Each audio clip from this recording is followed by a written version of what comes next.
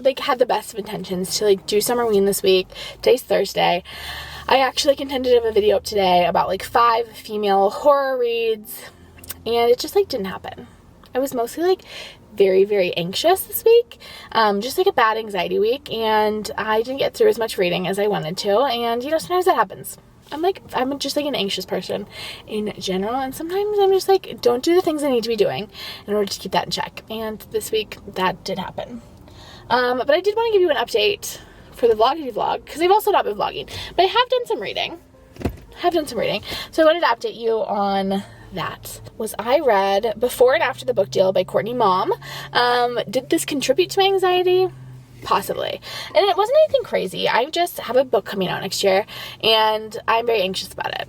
But I did finish that this week. I did read all of that this weekend in kind of like a panic. I kind of like skim read it, but I'm still counting it as a read. And then I read one of the books that I was planning to read for Summerween, which just turned into a book I read. I read The Violence by I think Delilah Dawson. The premise of this book was really interesting, and it is essentially in this like post-COVID sort of world. We're in a new pandemic, and in this pandemic there's this like new illness that is coming about, and this new illness causes people to be like tremendously violent. Like they have these like super violent outbursts. There's like not any symptoms except like occasionally when you're triggered by something, like there's an environmental trigger that you learn about in the book that causes you to like literally like murder the nearest living thing to you. It's like in 2025.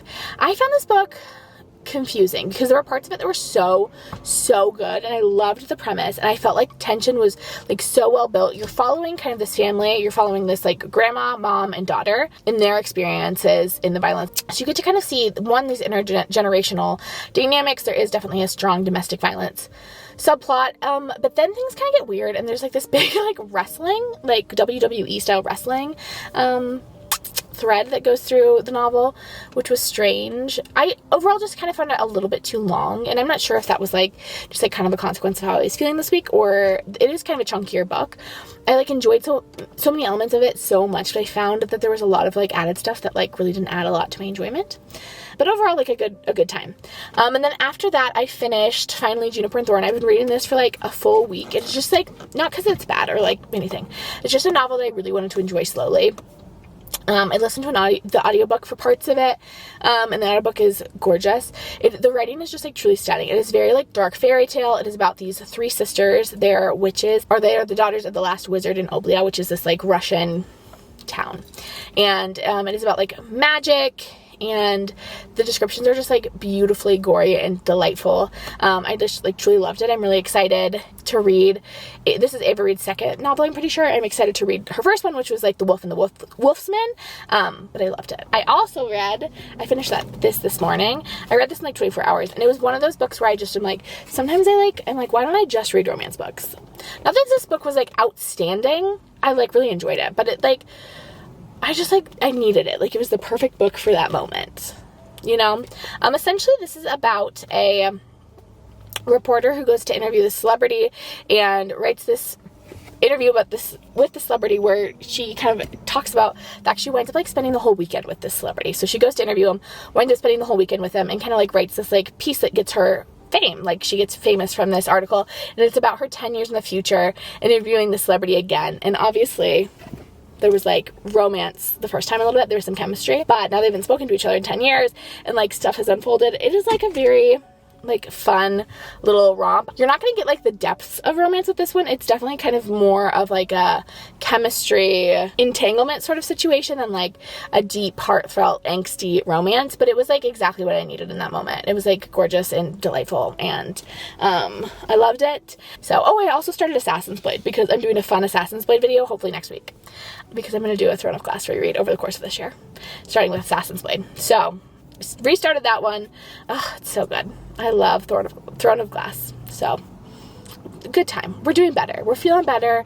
I like recognize it. Like, took me like a full day to be like, oh, you're feeling really anxious. Like, that's why nothing seems to be going, and you're like, like sometimes it takes me a second to realize that's kind of what's causing everything, is that like, oh, I'm just like anxious, and so like pushing at this point is not going to work out.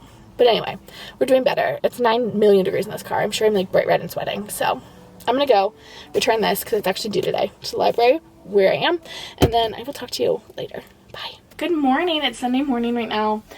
And I wanted to give one last update for the vlog of everything I read this week, because I actually read a lot. Your last update came to you on Thursday, and Friday and Saturday I was like busy. I was a busy lady and I read 4 books over the course of 2 days. So on Friday I wasn't feeling super well. I actually took a COVID test because I was like, maybe I'm coming down with COVID, because I was just like really tired, a little bit of a headache. I was kind of achy, and it turns out like I was just about to start my period. And like sometimes that happens. This is not the first time I've taken a COVID test and just been like, oh, I'm just like feeling like really off, and just kind of like a sickness is coming on, and then it just turns out like, no, my period is just starting.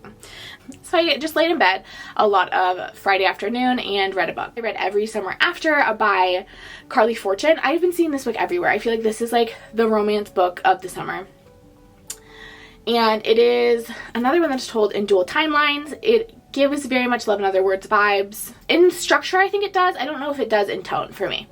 But essentially, it is about this girl who has a lake house. Her parents have a lake house. She lives full-time in Toronto, but they spend like weekends and summers and like holidays up at this lake house. And then next door lives this family with 2 teenage boys. Very The Summer I Turned Pretty. But this book is about the romance between her and the younger brother, which starts when they are children. We like see them over the years kind of like growing up together and slowly falling in love.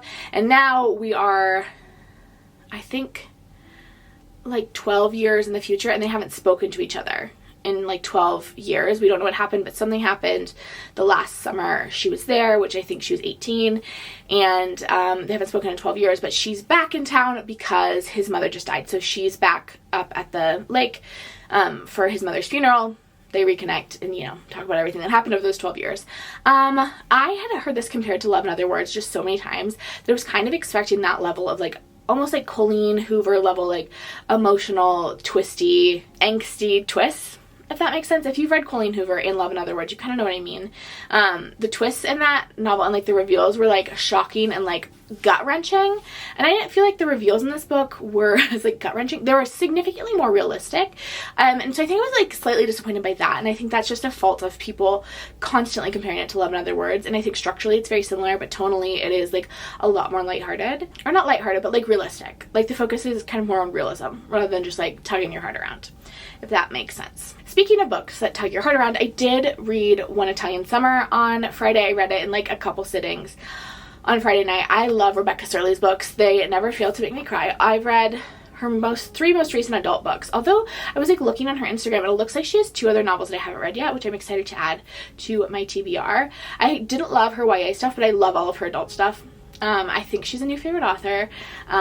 If you've watched my favorite author video, you know that in order for an author to be a favorite, I need to have like 3 5-stars from them, and this will be my 3rd 5-star.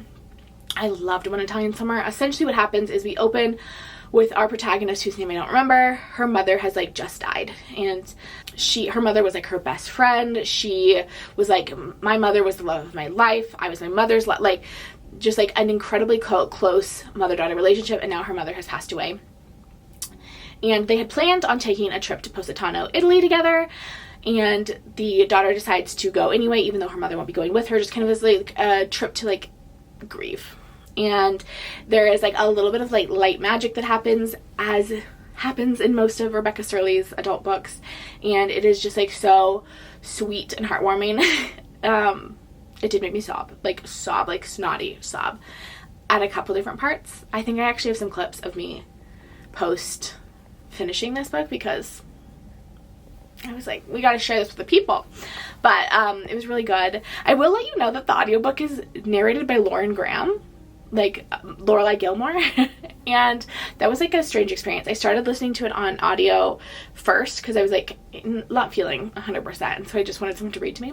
And I like love Lauren Graham, but it felt like jarring to me because her voice was like too familiar. I was like, why is Lorelai Gilmore reading me this book? But she did a gorgeous job, so like if that doesn't bother you, great.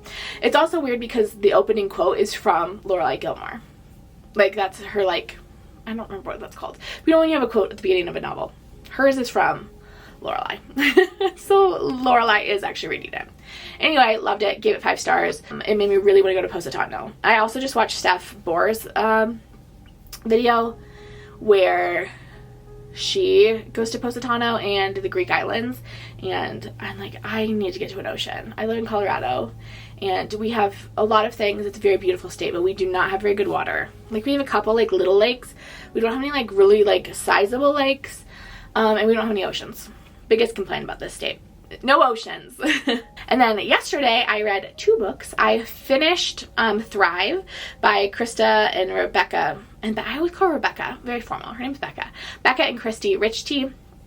This is like, I don't know, the 6th book in the Calloway Addicted crossover series. This series is so confusingly laid out. This series is confusing. They're like, you can read these series separately. I don't know in what world you could read these series separately. This book was strange because it essentially just like recapped the previous 2 books in this series, because the previous 2 books were Calloway Sisters series. So it covers the events from Hot House Flower and the other one, Rose and Daisy's books. But it covers them from Lo and Lily's perspective, so you get some like new stuff, but a lot of it is also a repeat. It was strange. Will I continue in the series? Yeah, I keep coming back to it. It is, for me, like, not something like I'm obsessed with. I don't think I would recommend it super highly, but also I'm not having a bad time. I love the sister dynamics. I love that this romance, it's fun because the romance just like keeps going on and on, you know?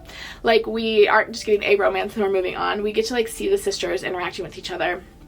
And I think I like don't know what's gonna happen in the last 4 books, because now like all the couples are together. They were all together before this book, but now we like went back and rehashed all of them. Now all 3 of the couples are together. Vibing. I also did appreciate that Poppy showed up more in this book. One of my biggest complaints about this series, besides like the kind of wonky structure, is that there's 4 sisters, but this book is about 3 of them. Like, they have a 4th sister whose name is Poppy, who's older than them, who like barely is in the books at all. She was like more present in this book, and I did appreciate that a little bit. And then finally, I did just this morning finish up Assassin's Blade by Sarah J. Maas. I am rereading all of the Throne of... I actually probably am going to do a full Sarah J. Maas reread in preparation for the 3rd Crescent City book. But right now I'm working on the Throne of Glass books. I love the series. It is my favorite series of all time. I love it so much. Assassin's Blade obviously ripped my heart right out of my little chest and spit on it. As it does. But it was really good. I have a video coming next week in which I'm going to be talking more about Assassin's Blade, because I am going to be doing some content related to my big reread. So there'll be more from that soon. But that is everything I read this week. It was like a pretty good reading week. I kind of redeemed myself from last week. Am I going to hit 30 books this week? No, like absolutely not. I'm not sure where we're at. I'll put up the picture. It has all the books I read so far this month. But I still don't think I'm gonna hit 30. But I think we're gonna like be in the 20s at least, which is promising. Subscribe if you want to. You don't have to. I'm not the boss of you. But it'll be a good time if you do. And I will talk to you in a few days when I have new videos coming.